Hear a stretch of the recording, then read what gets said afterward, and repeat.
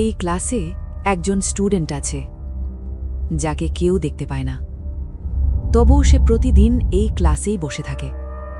হয়তো এই মুহূর্তে আমাদের আশেপাশেই। রাত, এলকোয়াং girls high school, evening self study class চলছে। শিক্ষক রোল কল নিচ্ছে, একজন একজন করে সবাই প্রেজেন্ট বলছে।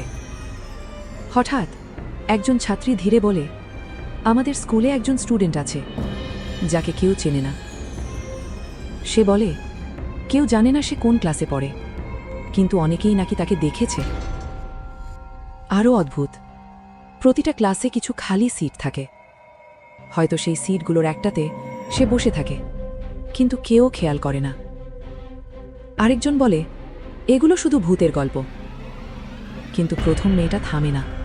সে বলে, স্কুলের গ্রুপ ছবিতে মাঝে মাঝে এমন কিছু মুখ দেখা যায় যাদের কেউই চিনতে পারে না। ক্লাস একদম চুপ হয়ে যায়। আর যদি সত্যি সে এখানেই বসে থাকে, তাহলে এই মুহূর্তে তোমার পাশের সিটটা কি সত্যিই খালি?